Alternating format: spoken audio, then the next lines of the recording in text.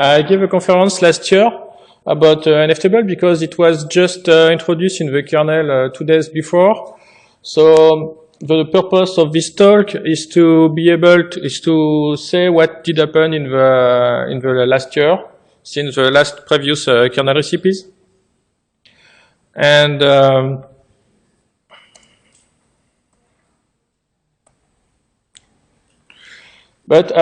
cool, yeah, cool.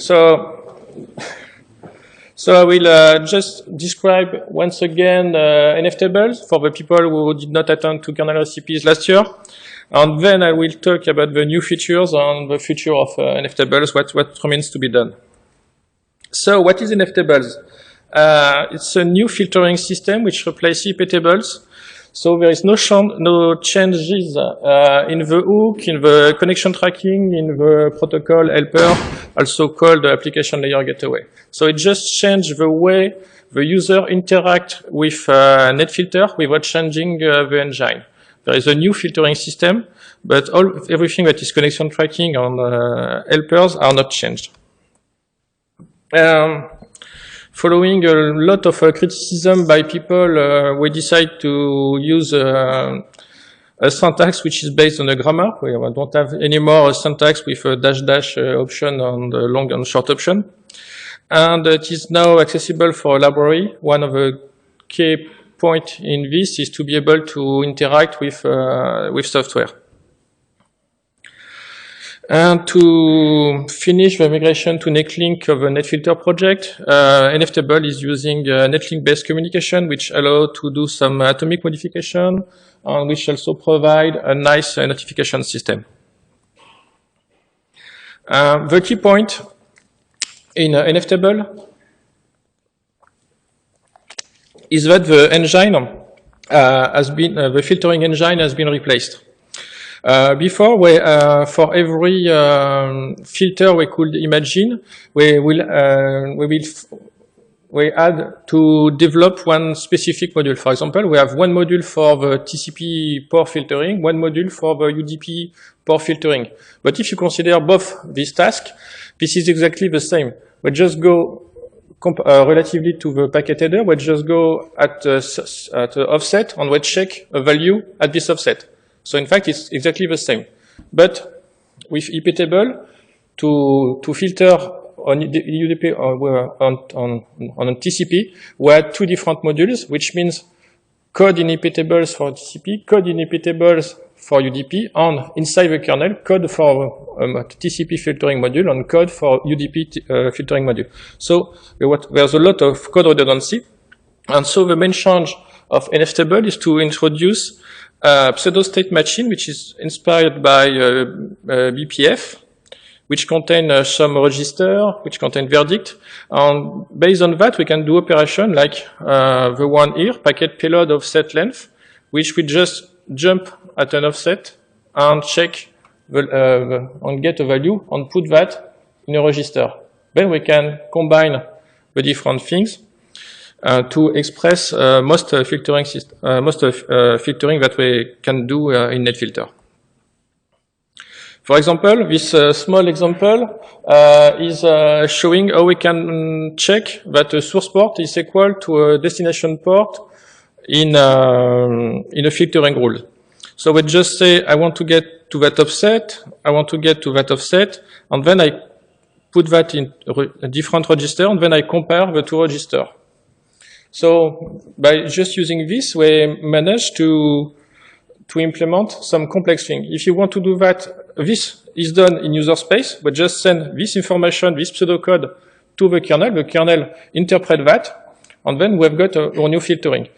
At the iptables time, what we will have to do is to code a kernel module which is doing this job, to code an iptables module which is doing this job, and then we will be able to provide a new match with a new syntax that the user will be able to use. So what was very not convenient, and the new system is simplifying a lot, and it's really easier to evolve. In terms of architecture, there was one fixed thing in the IP tables. All the tables were declared when you load the module. And now with NF table, the filtering table, for example, the input, the output, the forward, are declared by the user. And in terms of user interface, interface between user space and kernel space, it is using the NF netlink socket, and it uses standard operation like add, delete, and dump.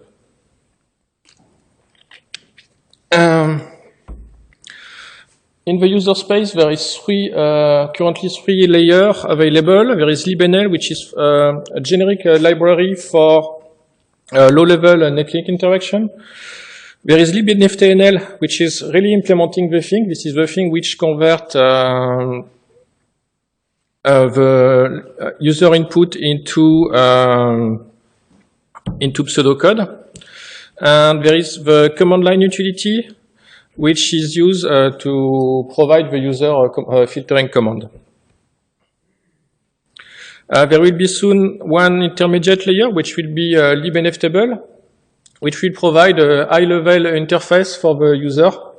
So people working on network manager or tools to administrate firewall will be able to use that library to provide a filtering capability. One of the differences between IP tables and NF tables is the dynamic chain loading. Chains are now created on demand via a specific netlink message. And this allows to, for example, if you just want to protect your laptop, you need input and output. You don't need the forward chain. So you just declare the input and output, and you're done. You don't have to bother about the forwarding. One of the interests of this dynamic chain system is that, for example, it's possible to add a new chain. And if you go to my blog, you will see that, for example, for the IPS, to implement an IPS, it was a real mess before, but now you just have to declare a new table, which is used by you, and this way you get the result really easily. One of the key parts of NF table is the conversion between user space syntax to the kernel syntax. The operation is from user space perspective. So you just have some command that get converted inside the kernel into into the language of a pseudo state machine. So you've got to convert the user input to that new language, and this is common. The less common thing is the reverse, because you get the pseudo state when you want to dump the rules. You get the pseudo state machine code from the kernel, and you have to convert it back to the syntax provided to the user. So if the target of this, the goal of this is that when the user enters a rule, he gets exactly the same rule when he gets the rule back from the kernel to list when he lists the rule. So this is done in a four-step phase by tokenization, parsing, which is a standard user space interaction, and then you've got evaluation of the rule, and then linearization. This part is for the user space to kernel, and you got the reverse, which is the kernel sends the netlink message, which need to be converted back to text. Then you delinearize, you post-process, and you textify. For example, the raw output of the kernel in terms of when you get a filtering rule is this one. So you say you've got, for example, you've got payload, network header, 4 byte, check at header plus 16.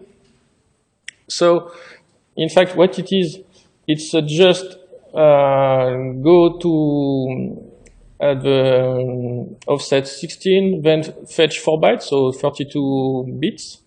So it's a IPv4 address, and you put that in a register.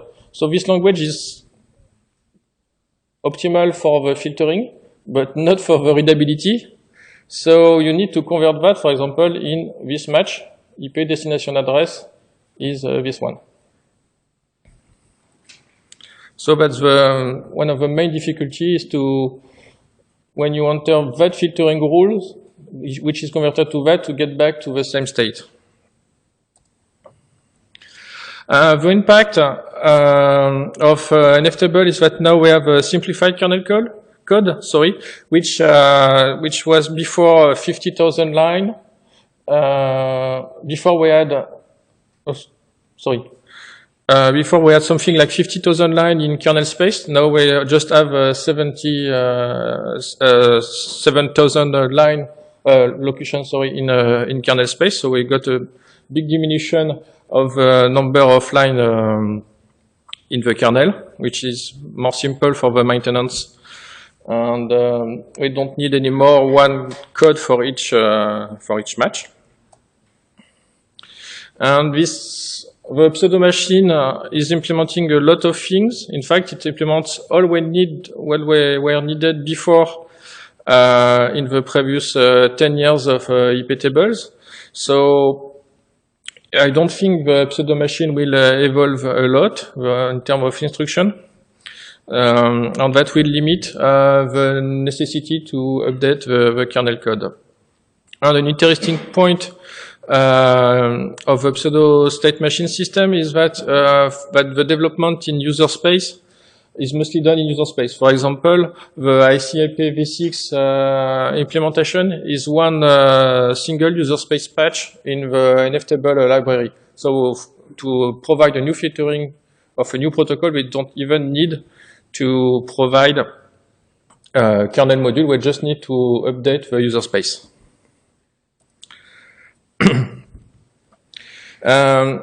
With yes.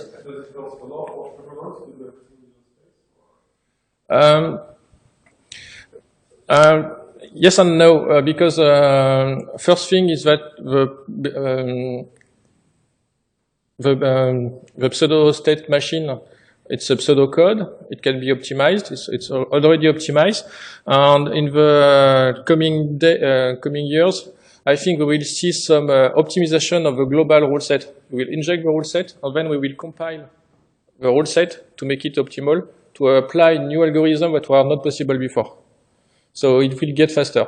And one other point is that this pseudo-state machine allows us to provide the set, which I was just going to talk about, and set are providing very shortcut, because instead of having a list of rules, you just access to a hash or to a RB3. In that case, it's really faster.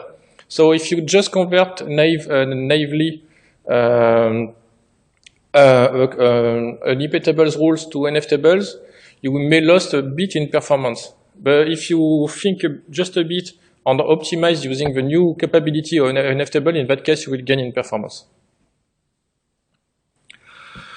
So one of the interesting thing in NF table is the set handling. Where a set is just a set of elements, and as I was just saying, it allows you to have one single rules to match, for example, a list of address. And it's simple to do, and it's easy to read. You can have anonymous set. For example, you can define a rule and say if there is this network and this IP address and these two TCP port, then you accept the packet. So it's easy to express, to use. The problem with anonymous set, if you want to add a new element to that set, you need to replace the rule. So it's a bit painful. So for that, we can use a name set. And in the case of name set, you can define the set. For example, here we define IPv4 address. We use it in the rule like like IP source address at the set, and we get a drop. And you can then update the element, that ID element, deleting element from the set, seriously.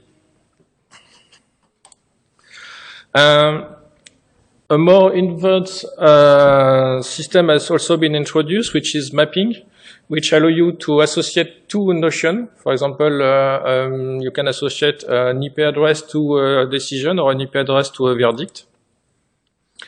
For example, you can say I want to add a rule in output. If it goes to this network, then you drop. If it goes to that IP, then it accepts. So it allows you to do some advanced filtering. And you've got anonymous mapping and you've got name mapping, so you can update it afterwards. Let's go to an usage example. In our example, we've got some web server we want to administrate and we want to provide access to. So we define a set which is web server with 2 IP address. So as it is name set, if you want to add or remove a name server, we just have to run an nft add command to update the set. So it will be, we will not need to update the rule set. And I also define a map, which is if a packet comes to this, if I got this IP address, I've got this verdict. So 44 got a log me tender and the 42 got log me true. And you got 43, which got an accept decision. So the log me tender are custom chain that do log limit and accept or log everything. And for example, in our case, we want to get access to administrate the web server via SSH. So in that case, we just say TCP depot SSH and map the admin map, and we got admin base IP based control on who can administrate the server. And for the web server, we just use an anonymous set to define the port which are authorized, and we go to every web server, we open HTTP and HTTPS. So it's this syntax is completely different from the IP table syntax. We will have a lot to learn to get back to our level in IP tables. And if we I've looked at an interesting study showing the decrease in research in IP tables over the time because a lot of people know how to use IP tables now. And I think that soon I will see NF tables going to the other way because a lot of people will need to learn how to use it. Yes, just one thing I did not mention in my slide is that there is a compatibility layer which has been developed. So it's possible to use IP tables command that are in fact using the NFTable framework. So you type an IP tables command and what you run on your system is some NFTables. It's using the NFTable framework. So you will be able to have combined usage of IP table and NFTable on the same system. So what's new? A long introduction for once. Yeah. I don't know if you know the tool which is Gurs, which allow you to watch the evolution of source code. So what I've done is I've merged the history. I've merged the different Git history. Oh, segmentation fault. Yes. Okay, so I'm even not afraid of that. I won't patch the tools in real time, but I will just show you. Okay, thank you. So,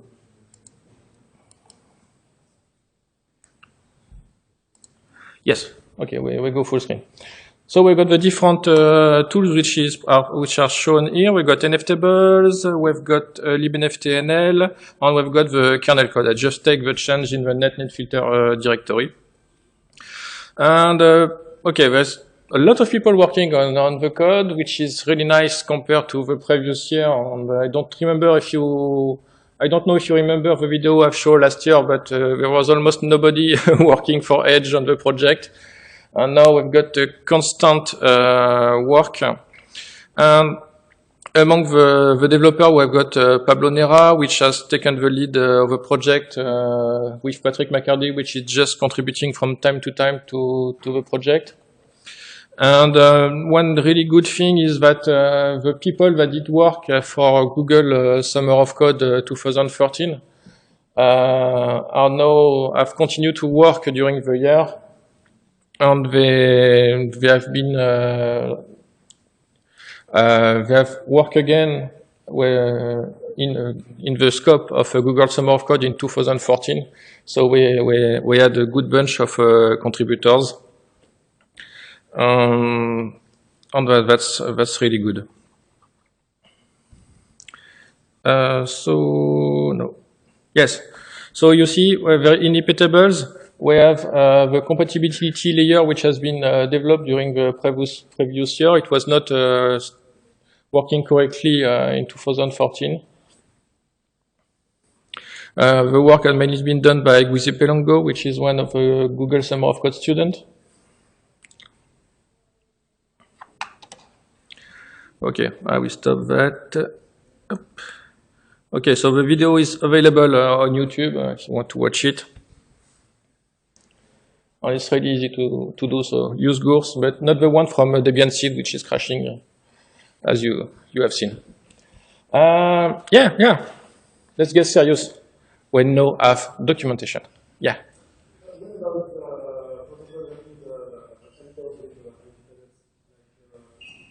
Yeah, there's no change at all. You still need helpers, yeah. In fact, what has changed is just the filtering. That when you go to the list of rules, if the chain system or the thing like that have been modified, but all the connection tracking with helpers and things like that isn't changed. It's still on kernel side, yeah. And the single change which is big, is the way you filter things. But the helpers, everything you know about helpers did not change. The code does not move from a single line. Yeah, to get back to my slide, we've got documentation. So we've got the main page, which has been written by Patrick McCarty, which is describing the user space tool NFT. So it's a main page, so a lot of things, concise description, and a few things missing. We need to improve it a bit, but it's already a very good job by Patrick. And we also have a wiki, which is dedicated to NFTables, which contain basically O2. It's still incomplete, but it's a really good point to start. And if you want to invest some of your time in NFTables and want to contribute on that wiki, don't hesitate to ask an account by sending a mail to the NetFilter mailing list. One of the things that what was a bit frustrating with NFTable in the 2013 state was the fact that if you want to filter on IPv4 or on IPv6, you had to declare a chain for IPv4, a chain for IPv6. So if you take only the basic chain, you've got to declare a table which is named filter, which contains two chain input, forward and output. Here implicitly we have an IP which is put, so it's IPv4 filtering. And then you got IPv6 filtering, which is input, output, forward. So yeah, one rule set for IPv4, one rule set for IPv6. You duplicate a lot of works, that's really not easy. So last year has been introduced the inet filtering, a new NF Proto inet family, which is a fake inet family has been introduced. When you use that family, in fact, you've got IPv4 and IPv6 which match. So it does all the work you need to have this abstraction to work. For example, if you use a city state match, so a match on the connection tracking, it will load the connection tracking for IPv4 and IPv6 to simplify your work. And the usage is quite simple. You just say tab inet instead of IP or IPv6, and in that case, it may match on both protocol. Table inet filter, and you just add the chain the usual way. And then you can mix things. For example, you can have a source address match on this IPv4 and a source address match on Facebook IP in IPv6. Just one thing that I did not show before is, for example, you can do some. No, come on, no cat. You can do some match. If you want to say, I don't want to match on the loopback interface, you can use the operator, which, for example, you say just input interface is not hello. So it's changed from the not or the exclamation mark, which was used in IP table and what was a bit painful to use. Same thing for the flags. If you want to say, I want the flags to be equal to scene, I just say TCP flags equal scene.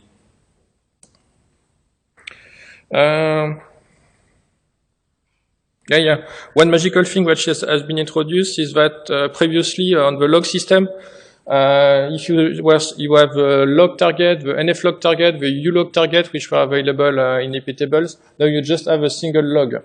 If you say log prefix SSH attempt, just stop here. Then in that case, it will be a kernel log message.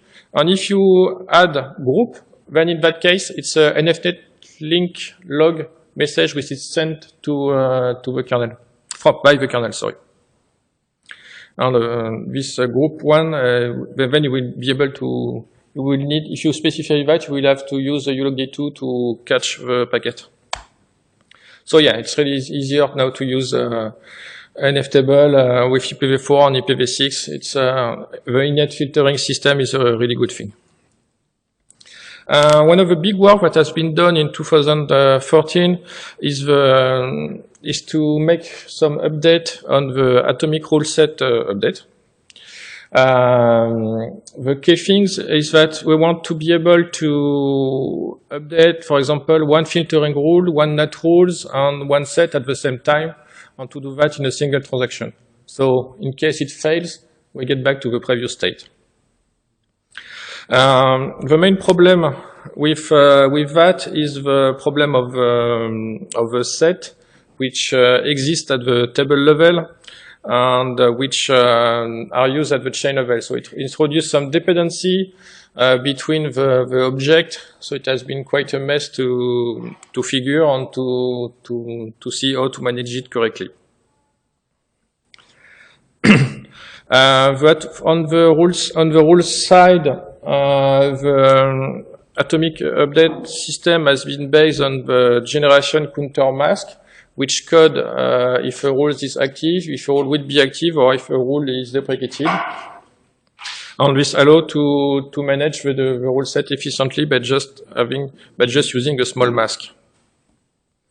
On the user space, there has been a big change because now it's using this batch method. Because if you talk about transaction, you talk about sending a lot of messages and committing this message. So the batch method is now used in most of the case to send netlink messages on update to NF tables. And one of the interests is that it's limit the number of exchange messages because you stack a different update in a single message and then send this message.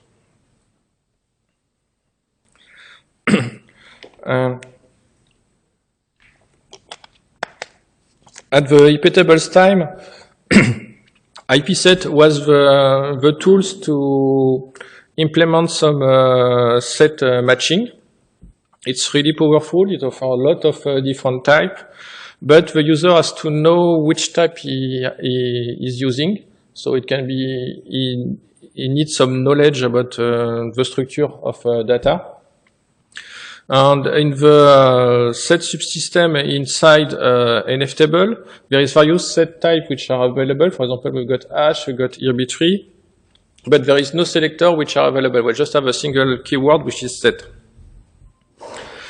So Patrick McCarty and Pablo Nera decided to work on a system which will allow the user to choose the set without knowing almost anything about how it is implemented in a background.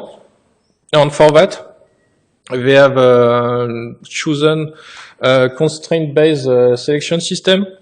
The user specify he wants some efficiency in terms of memory, he wants some efficiency in terms of lookup complexity, and based on that, the type of the set is chosen inside the kernel.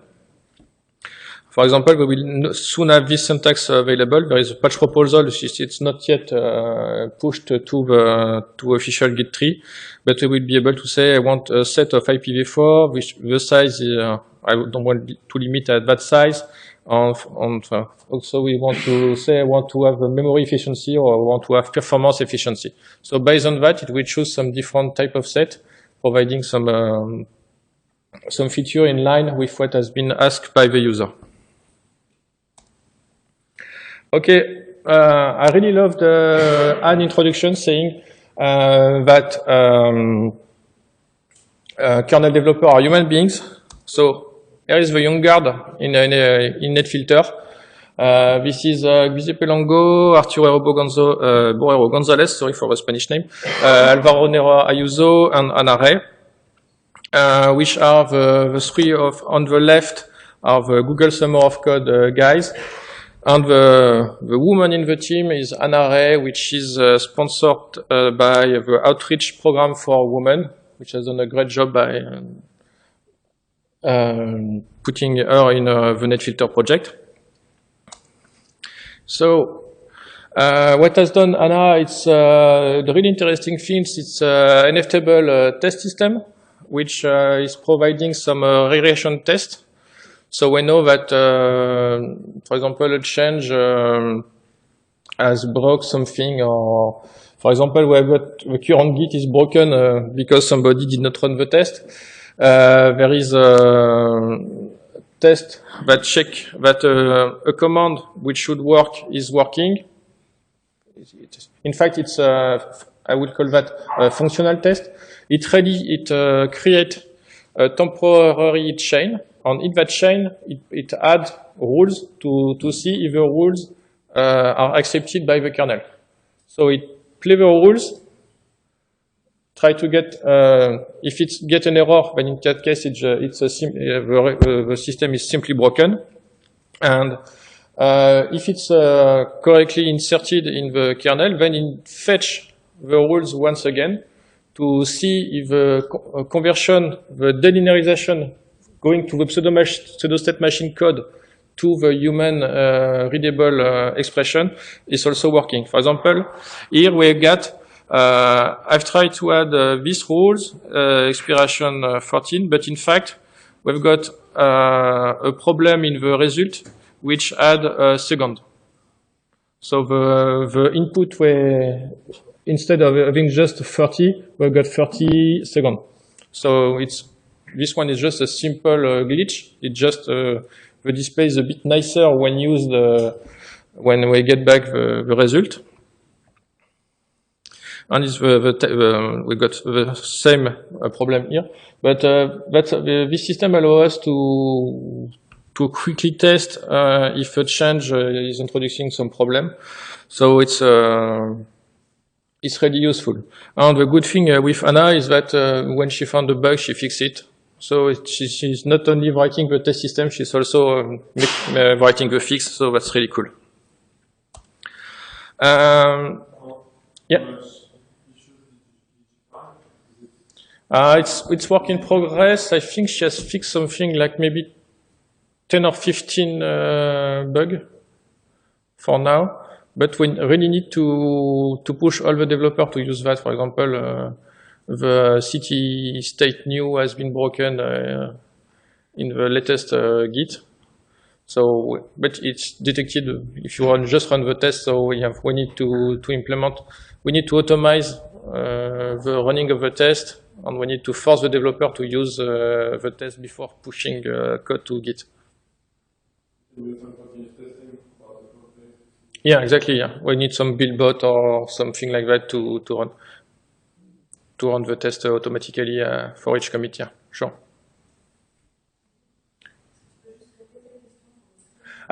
Okay. Okay, so the question was how many bugs did you find with this test system? Yes, so Arturo Borrero did work on a new system with Pablo Nera, which is NFT Sync. The goal of this new project is to distribute rule set across the network. So it's duplicating the rule set between system, for example, in the master-slave setup, or to deploy a rule set massively on non-gateway system. The idea is to push, for example, filtering rules to a server running in a server farm.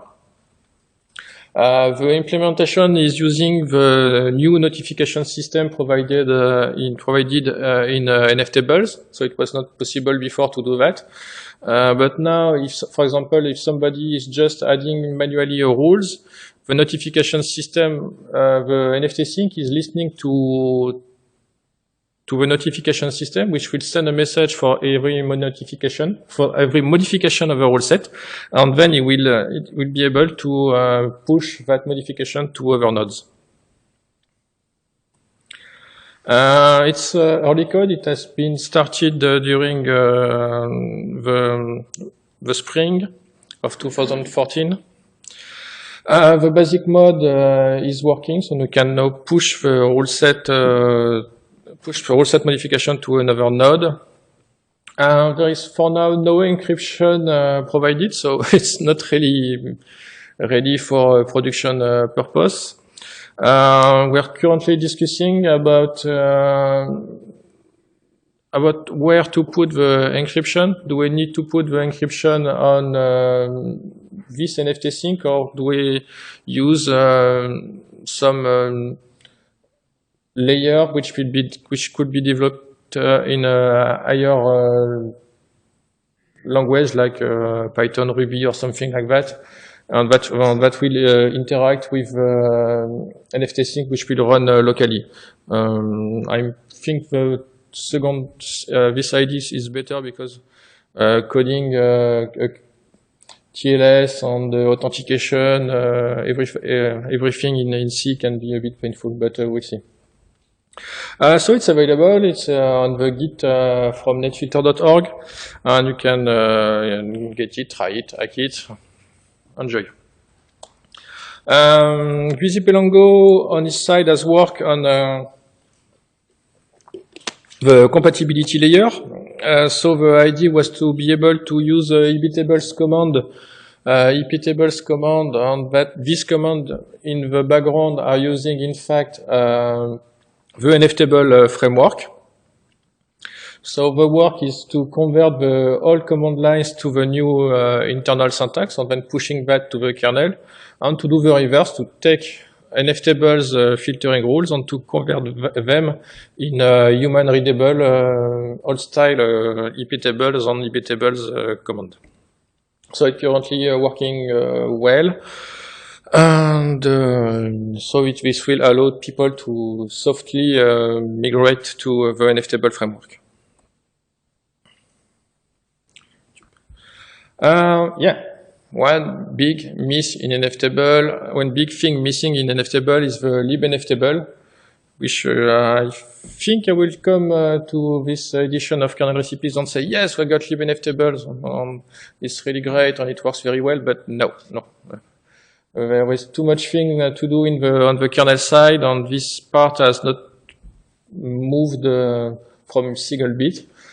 So for now, there is no libNFTable. So libNFTable, what is it? It's a high-level library to interact with NFTable. So basically, the idea would be to say, I want to add new rules, and you use the syntax of NFT, and it will push the rules to the kernel. And it should also allow you to subscribe to notification. So you can see, for example, if somebody has already added the rule you want to add, and so you get the message and you synchronize yourself. So but for now, there is no work done on that. We have all agree on using NFTables to provide the same command line and to provide transaction feature and also the notification system. One other part which is not finished yet is how to completely overwrite an existing rule set. To restore a rule set, for example, when you start your system, and want to push a new rules, the rule set on your box, you just can use the nft-f and provide a file. And by doing that, it will just completely create the chain, rule set, and the set, and you will have something working. But for now, there is nothing comparable to the iptable save and iptable restore, and it's quite painful. There is one thing which is existing, which is the export feature, which is now able to output the data in XML or JSON format. For example, if you do NFT export JSON, it will output a JSON file containing all the currently defined rules, set elements, and everything. But there is one key thing which is missing for now. It's the import. So if you can export, but for now you cannot import. So it's a bit of a problem. I think that's one of the things that is currently missing the most badly, and I hope we will be able to import soon, because for now it's a real mess to update a rule set. For example, if you do some hand editing on your rule file, it's really painful. You cannot just do an nft-f on the file, because if you are using set, there is some dependency problem, at least in the recent version of the kernel. I hope it will be fixed really soon. One prospective thinking that has been done during the latest NetFilter workshop is to think about the unification of the pseudo-state machine dedicated to NFTable with the existing Berkeley packet filter, which are already provided in the kernel. There is no real difference in the way it works. The single difference is that we need some different keywords or operation for NetFilter. For example, access to the connection tracking, access to the meta, which is, for example, providing the interface name filtering. But it may be possible to merge the two in the future. We will see, but it's not high priority work, but that could be really interesting to have just one single BPF inside the Linux kernel. Yeah. So NFTable, it's a really huge evolution. It solves a lot of problems that we had in iptables from a user and from a developer's perspective. Dividing almost by 10 the number of locution in the kernel was a really good point.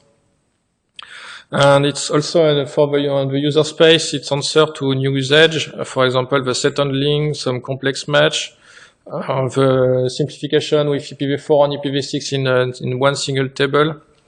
It's already usable. The main features are here, but there is still some small point that we need to address to have something that is really easy to use.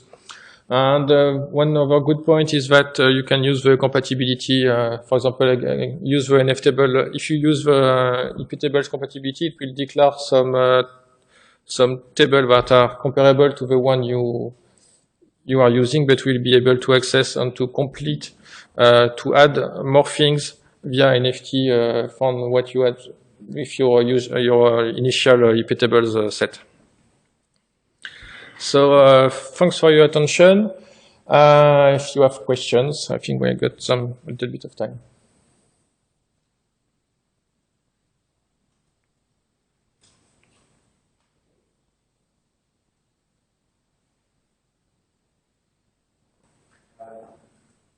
Do you think that merging the RG state machine between EPF and NetTable could make it possible, for example, to match according to contract when you're using something like the system? For example, it would be useful to be able to capture only email packets or packets related to acquisition or something like this. Okay, so the question is if we merge the BPF, a different BPF in a single BPF, would it be possible to use some NetFilter provided information like connection tracking in a TCP dump? I would say yes, it's theoretically possible. We will see. We need to make the user space evolution, but that should be okay. Yeah. Got another question.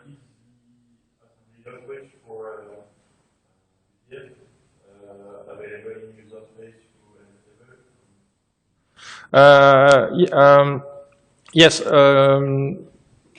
What is sent by? So the question is the user space the pseudo-state machine assembly code available to the user space? The question is yes, because NFTables and libNFT and NEL are building this code and sending it to the kernel. So yes, it's usable in user space.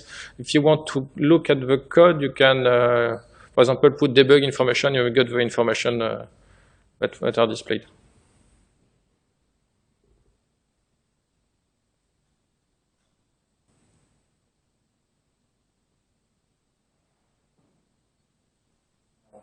What is the performance impact of the new state machine when working in legacy mode with the NFTables?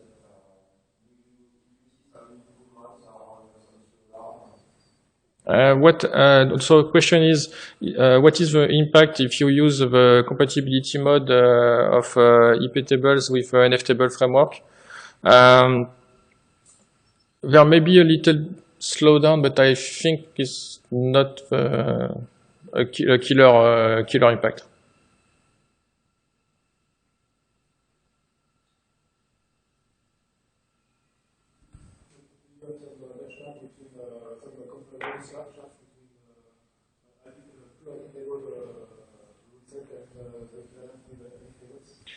So question is there some benchmark of testing iptables rules on the similar NFTable rule set?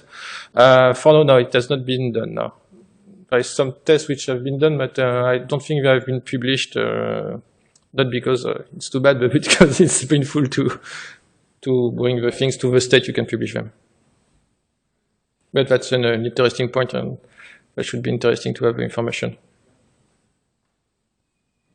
About real-world usage of NFTables?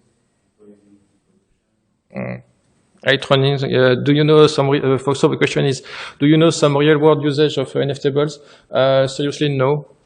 I think some people are using it, but nobody. There's not a lot of complaints about it, so I think there's not much user. And no, for now, no, I did not hear about that, but I think it will come soon, before the end of the year, because it's getting really mature. Just if we fix the import things, it will be really usable. I'm using it on my box; it works well. Once you just get the import and export things, okay.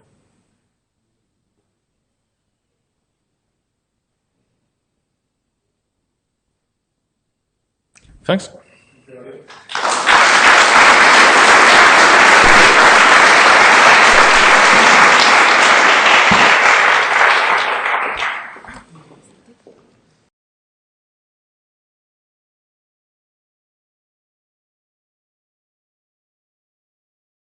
I gave a conference last year about NFTable because it was just introduced in the kernel 2 days before. So the purpose of this talk is to be able to say what did happen in the last year, since the last previous kernel recipes. And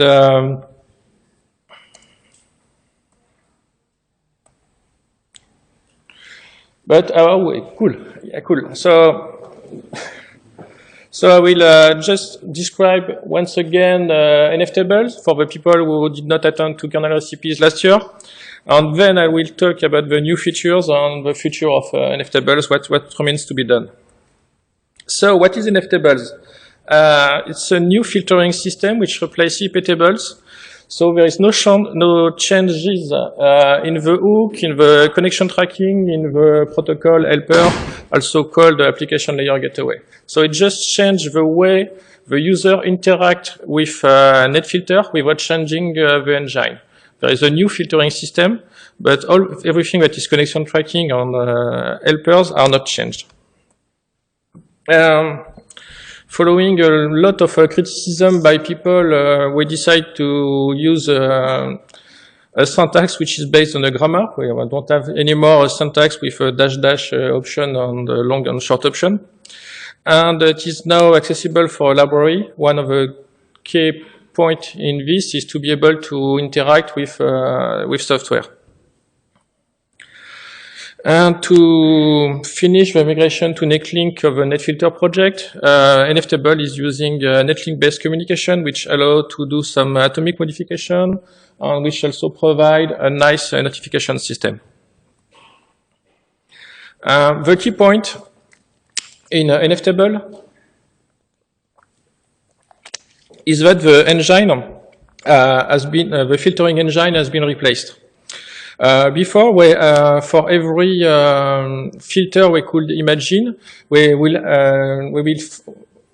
had to develop one specific module. For example, we have one module for the TCP port filtering, one module for the UDP port filtering.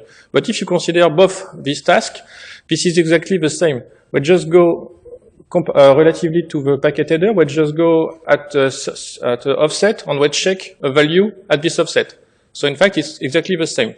But with IP table, to filter on UDP or on TCP, we had two different modules, which means code in IP tables for TCP, code in IP tables for UDP, and inside the kernel, code for TCP filtering module and code for UDP filtering module. So there's a lot of code redundancy. And so the main change of NFTable is to introduce pseudo-state machine, which is inspired by BPF, which contain some register, which contain verdict. And based on that, we can do operation like the one here, packet payload offset length, which we just jump at an offset and check and get a value and put that in a register. Then we can combine the different things to express most filtering that we can do in NetFilter. For example, this small example is showing how we can check that a source port is equal to a destination port in a filtering rule. So we just say, I want to get to that offset, I want to get to that offset, and then I put that in a different register, and then I compare the two registers. So by just using this, we manage to implement some complex thing. If you want to do that, this is done in user space, but just send this information, this pseudocode to the kernel interpret that, and then we've got our new filtering.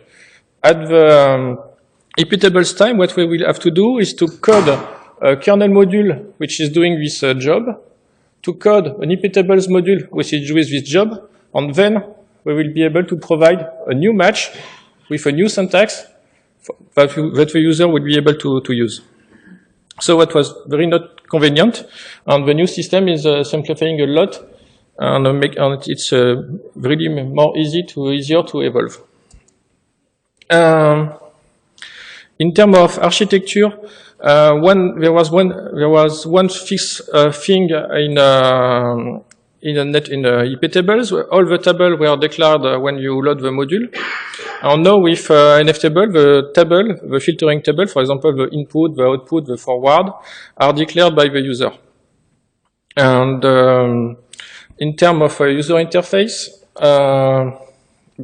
between user space and kernel space, it is using the NFNetlink socket, and it uses standard operation like add, delete, and dump.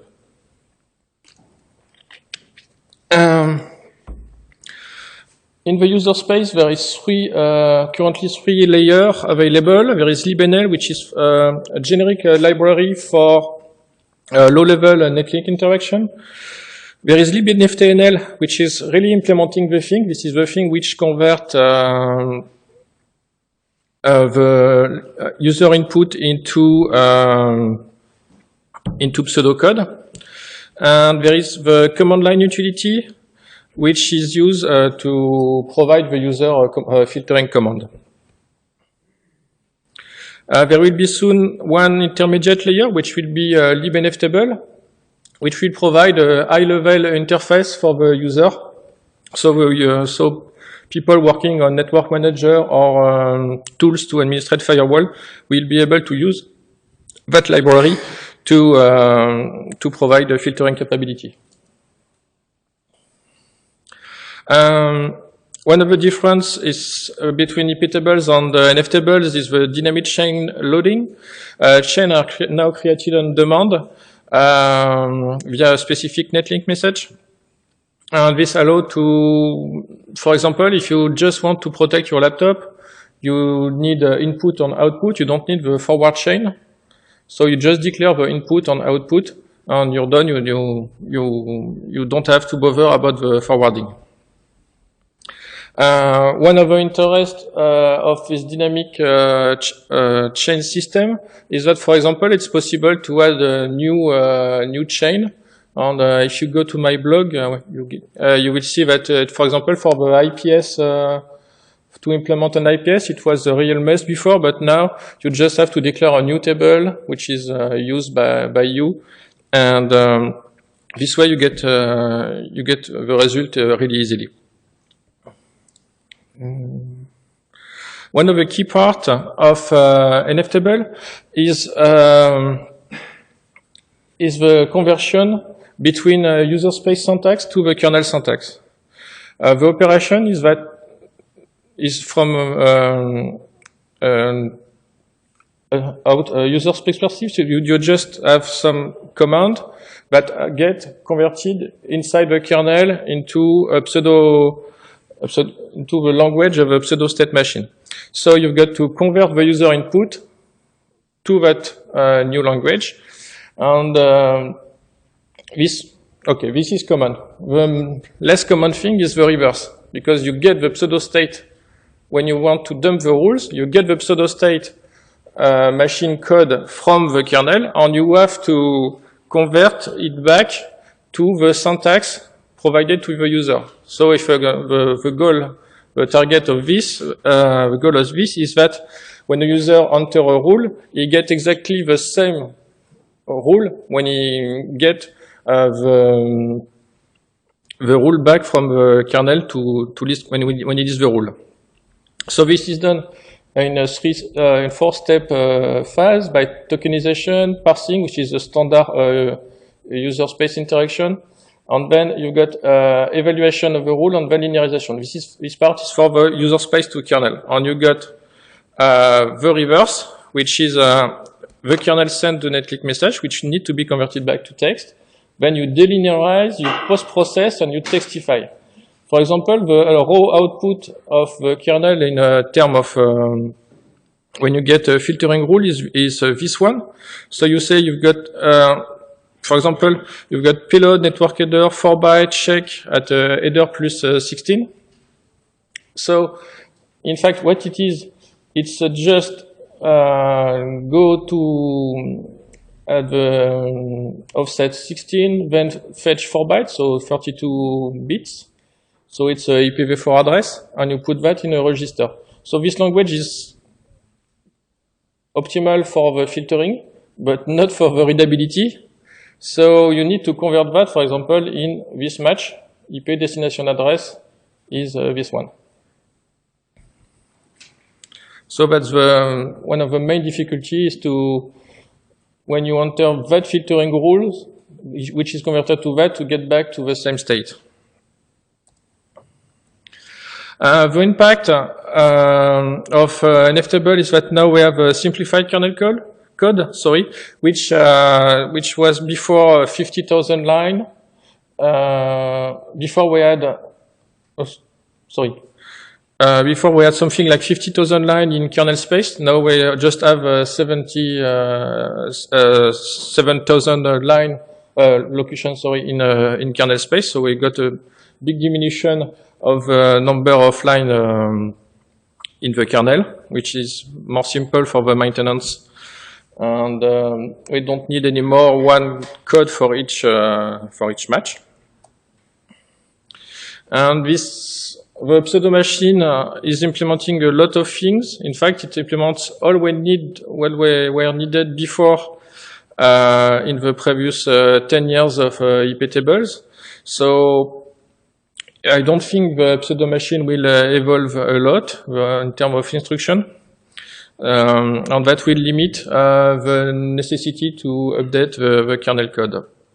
And an interesting point of the pseudo state machine system is that the development in user space is mostly done in user space. For example, the ICIP v6 implementation is one single user space patch in the NFTable library. So to provide a new filtering of a new protocol, we don't even need to provide a kernel module. We just need to update the user space.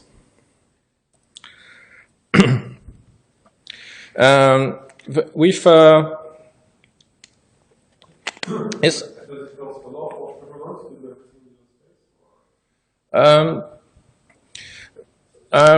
Yes and no, because first thing is that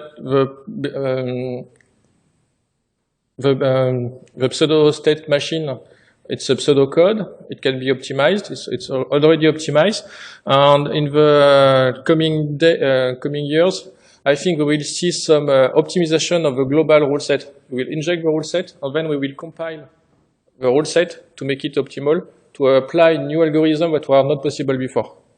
So it will get faster.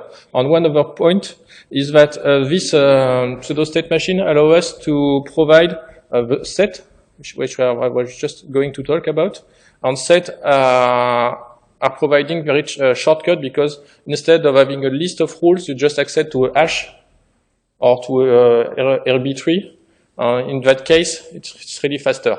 So if you just convert naively an IP tables rules to NF tables, you may lose a bit in performance. But if you think just a bit and optimize using the new capability of an NF table, in that case, you will gain in performance. So one of the interesting thing in NF table is the set handling. Where a set is just a set of elements, and as I was just saying, it allows you to have one single rules to match, for example, a list of address. And it's simple to do, and it's easy to read. You can have anonymous set. For example, you can define a rule and say if there is this network and this IP address and these two TCP port, then you accept the packet. So it's easy to express, to use. The problem with anonymous set, if you want to add a new element to that set, you need to replace the rule. So it's a bit painful. So for that, we can use a name set. And in the case of name set, you can define the set. For example, here we define IPv4 address. We use it in the rule like like IP source address at the set, and we get a drop. And you can then update the element, that ID element, deleting element from the set, seriously. A more advanced system has also been introduced, which is mapping, which allow you to associate two notions. For example, you can associate an IP address to a decision or an IP address to a verdict. For example, you can say, I want to add a rule in output. If it goes to this network, then you drop. If it goes to that IP, then it accepts. So it allows you to do some advanced filtering. And you got anonymous mapping, and you've got name mapping, so you can update it afterwards. Let's go to an usage example. In our example, we have got some web server we want to administrate and we want to provide access to. So we define a set which is web server with two IP address. So as it is name set, if you want to add or remove a name server, we just have to run an nft add command to update the set. So it will be, we will not need to update the rule set. And I also define a map, which is if a packet comes to this, if I got this IP address, I've got this verdict. So 44 got a log me tender, and the 42 got log me true. And you got 33, which got an accept decision. So the log me tender are custom chain that do a log limit and accept or log everything. And for example, in our case, we want to get access to administrate the web server via SSH. So in that case, we just say TCP depot SSH and map the admin map, and we got admin based IP based control on who can administrate the server. And for the web server, we just use an anonymous set to define the port which are authorized, and we go to every web server, we open HTTP and HTTPS. So it's this syntax is completely different from the IP table syntax. We will have a lot to learn to get back to our level in IP tables. And if we have looked at an interesting study showing the decrease in research in IP tables over the time, because a lot of people know how to use IP tables now. And I think that soon I will see NF tables going to the other way, because a lot of people will need to learn how to use it. Yes, just one thing I did not mention in my slide is that there is a compatibility layer which has been developed. So it's possible to use IP tables command that are in fact using the NFTable framework. So you type an IP tables command, and what you run on your system is some NFTables. It's using the NFTable framework. So you will be able to have combined usage of IP table and NFTable on the same system. So what's new? A long introduction for once. Yeah. I don't know if you know the tool which is Gurs, which allow you to watch the evolution of source code. So what I've done is I've merged the history. I've merged the different Git history. Oh, segmentation fault. Yes. Okay, so I'm even not afraid of that. I won't patch the tools in real time, but I will just show you. Okay, thank you. So,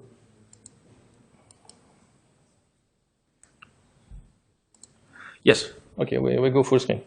So we got the different tools which are shown here. We got NFTables, we've got libnftnl, and we've got the kernel code. I just take the change in the netfilter directory.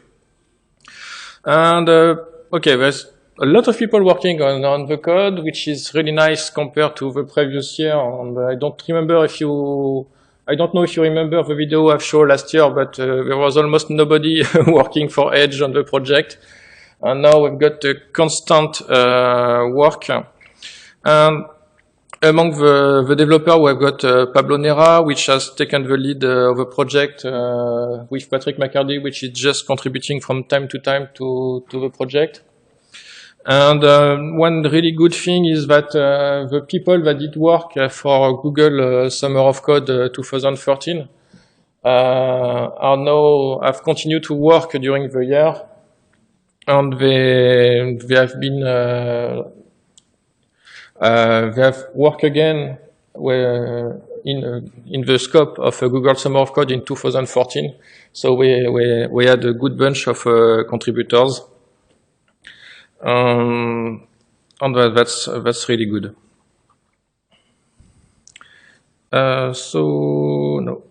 Yes. So you see, in IP tables, we have the compatibility layer which has been developed during the previous year. It was not working correctly in 2014. The work has mainly been done by Giuseppe Longo, which is one of the Google Summer of Code students. Okay, I will stop that.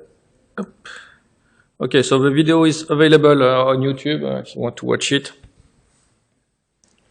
And it's really easy to do, so use Gurs, but not the one from Debian Seed, which is crashing, as you have seen. Yeah. Let's get serious. We now have documentation. Yeah.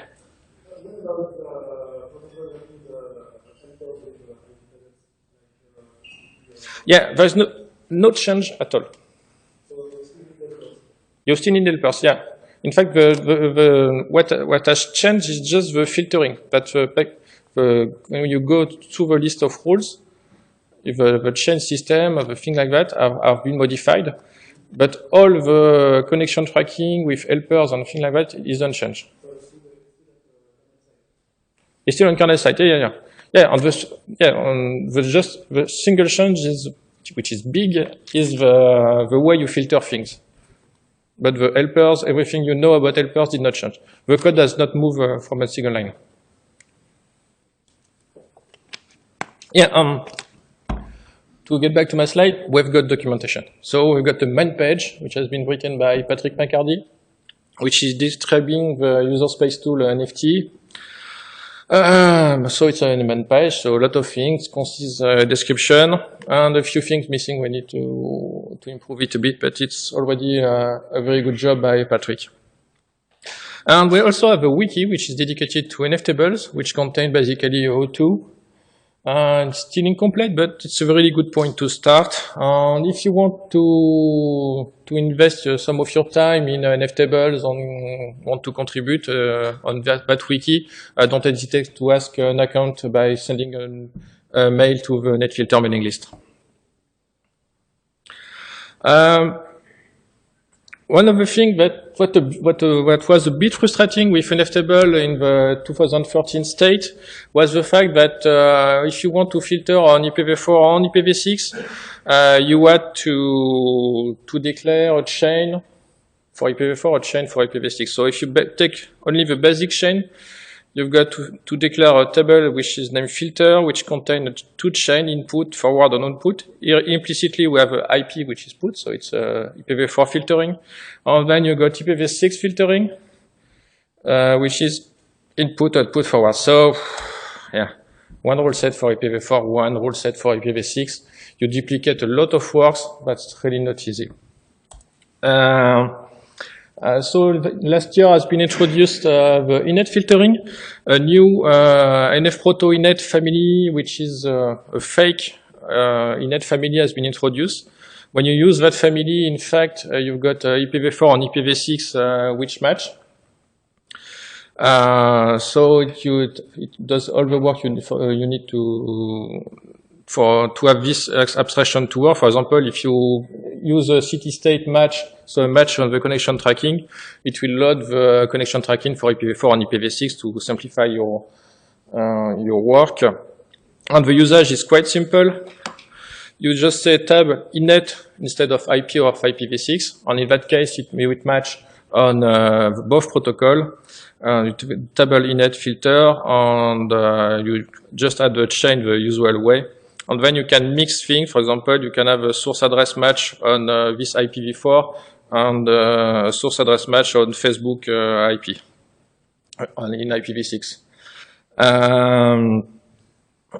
Just one thing that I did not show before is, for example, you can do some. No, come on, no cat. You can do some match. If you want to say, I don't want to match on the local on loopback interface, you can use the operator, which, for example, you say just input interface is not hello. So it changed from the not or the exclamation mark, which was used in a table and what was a bit painful to use. Same thing for the flags. If you want to say, I want the flags to be equal to scene, I just say TCP flags equal sign, scene. One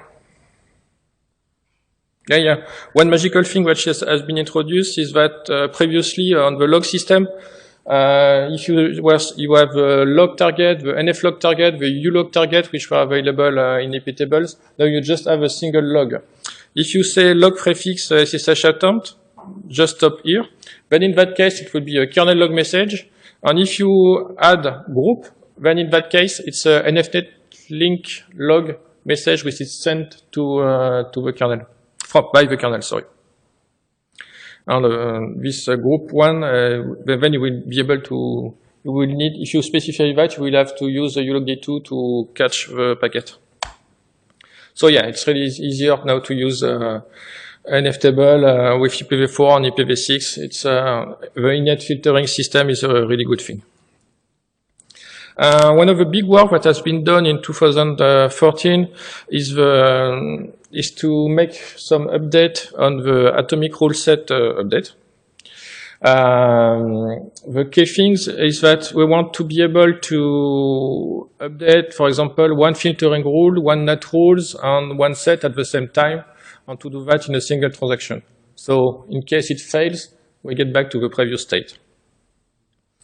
The main problem with that is the problem of the set, which exists at the table level and which are used at the chain level. So it introduced some dependency between the object. So it has been quite a mess to figure and to see how to manage it correctly.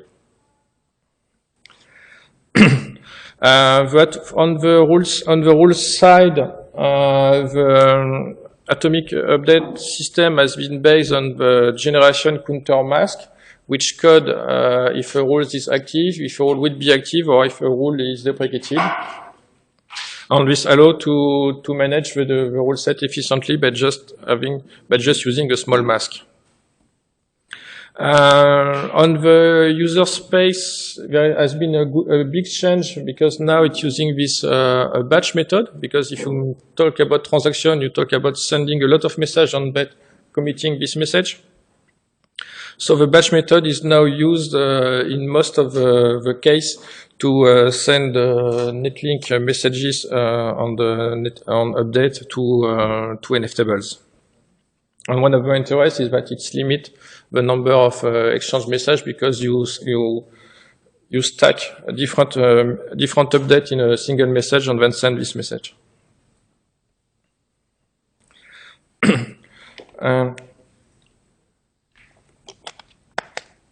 At the IP tables time, IPset was the tools to implement some set matching. It's really powerful. It offers a lot of different types, but the user has to know which type he is using. So it can be he needs some knowledge about the structure of data.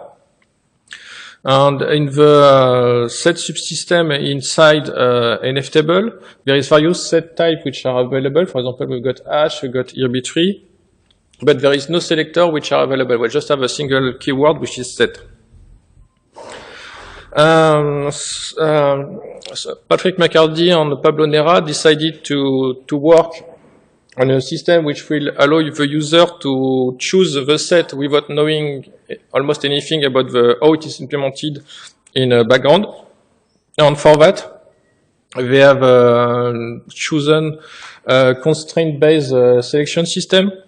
The user specifies he wants some efficiency in terms of memory, he wants some efficiency in terms of lookup complexity, and based on that, the type of the set is chosen inside the kernel.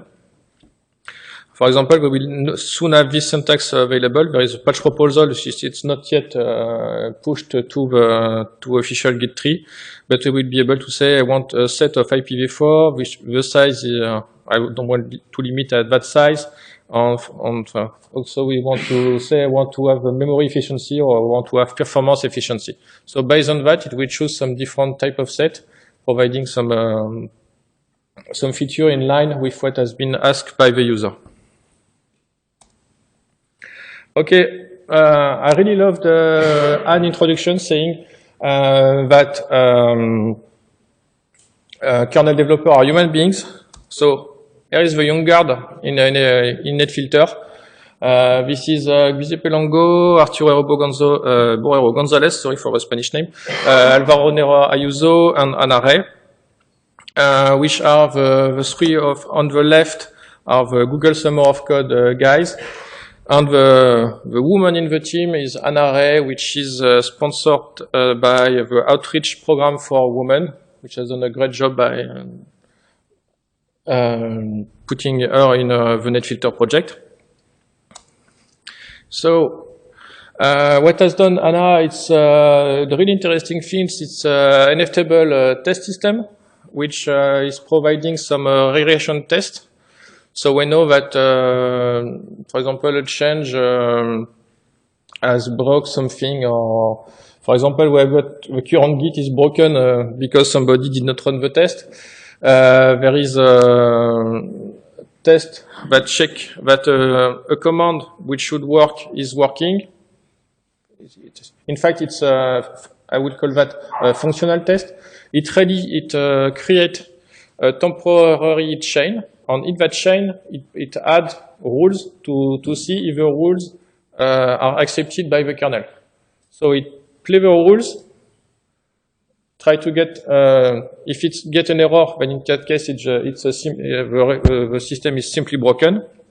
And if it's correctly inserted in the kernel, then it fetch the rules once again to see if the conversion, the delinearization going to the pseudo-state machine code to the human readable expression is also working. For example, here we got, I've tried to add these rules, expiration 14, but in fact, we've got a problem in the result, which add a second.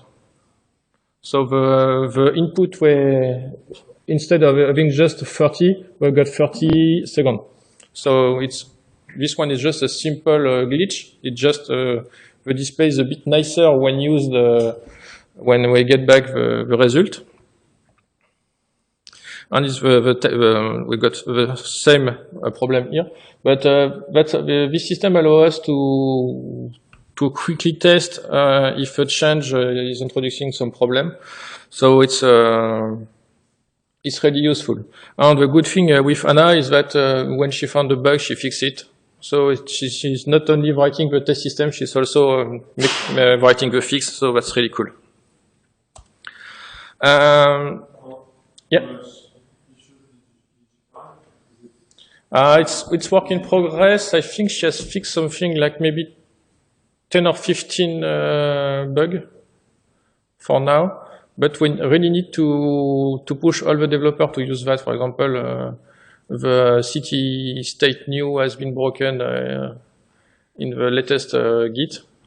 So, but it's detected if you just run the test. So we need to implement. We need to automate the running of the test, and we need to force the developer to use the test before pushing code to Git.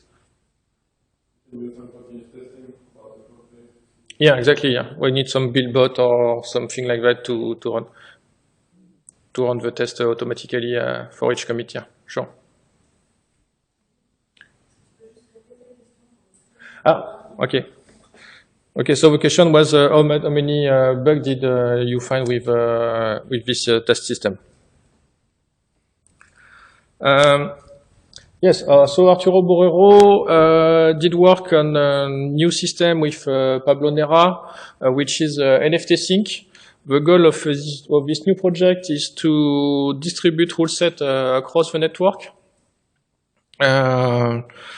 So it's duplicating the rule set between systems, for example, in the master-slave setup, or to deploy a rule set massively on non-gateway system. The idea is to push, for example, filtering rules to a server running in a server farm. The implementation is using the new notification system provided in NFTables, so it was not possible before to do that. But now, for example, if somebody is just adding manually rules, the notification system, the NFT sync is listening to to the notification system, which will send a message for every notification, for every modification of the rule set, and then it will be able to push that modification to other nodes.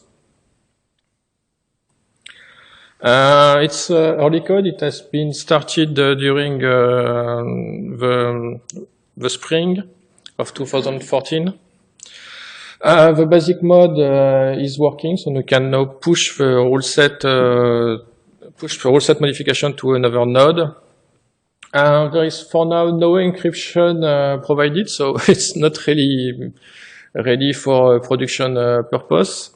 We are currently discussing about where to put the encryption. Do we need to put the encryption on this NFT sync, or do we use some layer which could be developed in a higher language like Python, Ruby, or something like that, and that will interact with NFT sync, which will run locally. I think the second this idea is better because coding TLS and authentication, everything in C can be a bit painful, but we'll see.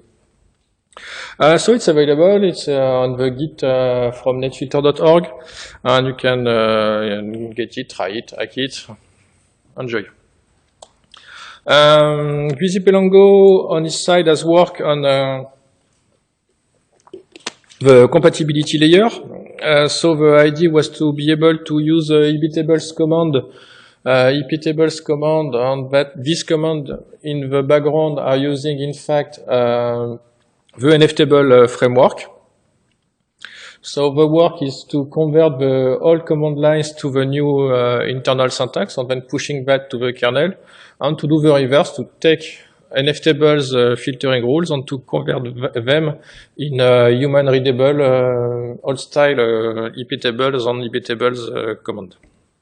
So it's currently working well. And so this will allow people to softly migrate to the NFTable framework. Yeah, one big miss in NFTable, one big thing missing in NFTable is the libNFTable, which I think I will come to this edition of kernel recipes and say, yes, we got libNFTables, it's really great and it works very well, but no. There is too much thing to do on the kernel side, and this part has not moved from single bit. So for now, there is no libNFTable. So libNFTable, what is it? It's a high-level library to interact with NFTable. So basically, the idea would be to say, I want to add new rules, and you use the syntax of NFT, and it will push the rules to the kernel. And it should also allow you to subscribe to notification. So you can see, for example, if somebody has already added the rule you want to add, and so you get the message and you synchronize yourself. So but for now, there is no work done on that.